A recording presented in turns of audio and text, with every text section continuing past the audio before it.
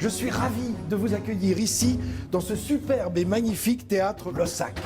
Blossac, c'est le boulevard Blossac qui borde ce théâtre, un nom qui nous est connu ici en Poitou et pour cause. Paul Esprit Marie de la Bourdonnais, chevalier, comte de Blossac.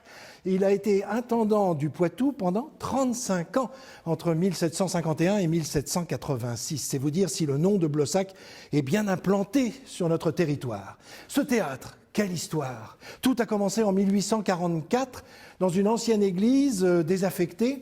S'installe un premier théâtre, puis 55 ans plus tard, 1899, des travaux gigantesques pour créer ce théâtre à l'italienne. Non mais regardez, observez ce théâtre en fer à cheval, avec ses sculptures, ses peintures, et cet ensemble a été remarquablement restauré au XXIe siècle.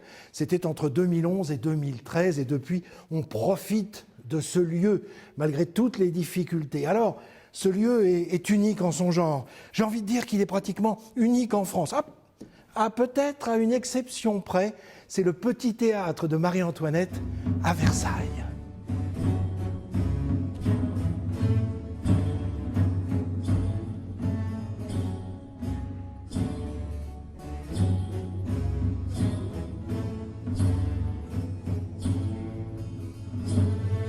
Versailles, justement, avec Louis XIV qui a voulu ce château, avec la cour qui y est accueillie, eh bien tout cela a donné des idées à l'auteur dont j'ai envie de vous lire quelques œuvres. Vous le connaissez toutes et tous, c'est Jean de La Fontaine. Alors pour deux raisons. Une raison d'abord historique, puisqu'on fête cette année, en 2021, le 400e anniversaire de sa naissance. C'était le 8 juillet 1621. Et puis deuxième idée, c'est surtout qu'il a de la famille maternelle, côté maternel, qui vivait en Poitou, dans notre belle région. Alors ça faisait deux motifs, évidemment, pour l'accueillir. Et j'ai choisi pour commencer deux courtes fables, des courtes fables qui sont intéressantes en cette période où nous vivons des choses quelque peu compliquées. Je trouvais que l'entraide, c'était bien de le souligner. Eh bien, je vous propose cette première fable de Jean de La Fontaine qui s'intitule « Le lion et le rat ». Il faut, autant qu'on peut, obliger tout le monde. On a souvent besoin d'un plus petit que soi. De cette vérité, deux fables feront foi.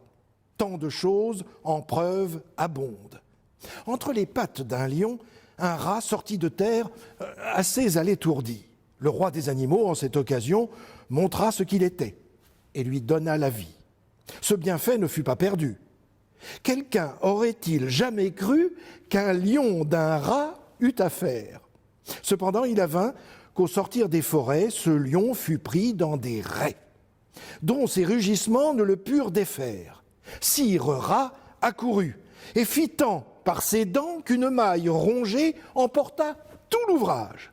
Patience et longueur de temps font plus que force ni que rage. La colombe et la fourmi. L'autre exemple est tiré d'animaux plus petits. Le long d'un clair ruisseau buvait une colombe. Quand sur l'eau se penchant, une fourmi y tombe. Et dans cet océan, l'on eût vu la fourmi s'efforcer, mais en vain, de regagner la rive. La colombe, aussitôt, usa de charité. Un brin d'herbe dans l'eau, par elle étant jeté, ce fut un promontoire où la fourmi arrive. Elle se sauve, et là-dessus passe un certain croquant qui marchait les pieds nus. Ce croquant, par hasard, avait une arbalète. Dès qu'il voit l'oiseau de Vénus, il le croit en son pot, et déjà lui fait fête. Tandis qu'à le tuer, mon villageois s'apprête, la fourmi le pique au talon, le vilain retourne la tête, la colombe l'entend, part et tire de long, le souper du croquant avec elle s'envole, point de pigeon pour une obole. Oui, décidément, l'entraide est plus qu'importante en cette époque troublée. Et puis j'avais pour terminer une troisième fable à vous proposer. Alors là, c'est historique, c'est incroyable. L'histoire ou la légende nous dit que cette fable a été écrite ici, à Châtellerault, en tout cas dans le Châtel rhodais. Pourquoi? Eh bien parce que Jean de La Fontaine vient de fuir précipitamment Paris. Son maître, son mécène, qui n'est autre que le surintendant des finances, Nicolas Fouquet, vient d'être arrêté par D'Artagnan à la demande de Louis XIV. Pourquoi? Parce qu'il avait tendance à confondre sa cassette personnelle et les caisses de l'État pour construire son magnifique château de Vaux-le-Vicomte. Jean de La Fontaine prend une voiture et part en direction du Limousin et s'arrête dans sa famille, ici, à Châtellerault, chez la famille Bidou.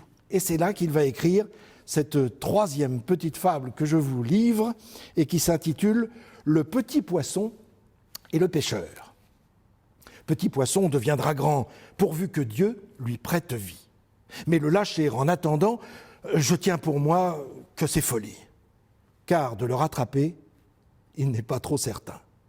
Un carpeau, qui n'était encore que fretin, fut pris par un pêcheur au bord d'une rivière. « Tout fait nombre, dit l'homme en voyant son butin. Voilà commencement de chair et de festin. Mettons-le en notre gibecière. » Le pauvre Carpillon lui dit en sa manière « Que ferez-vous de moi? Je ne saurais fournir au plus qu'une demi-bouchée. Laissez-moi carpe devenir, je serai par vous repêché. Quelque gros partisan m'achètera bien cher, au lieu qu'il vous en faut, chercher peut-être encore 100 de ma taille pour faire un plat. Quel plat? Croyez-moi, rien qui vaille. Rien qui vaille? Eh bien, soit, répartit le pêcheur. Poisson, mon bel ami, qui faites le prêcheur, vous irez dans la poêle, et vous avez beau dire, dès ce soir, on vous fera frire. Un tien vaut, se dit-on, mieux que deux tu l'auras, l'un est sûr, l'autre ne l'est pas. À très bientôt.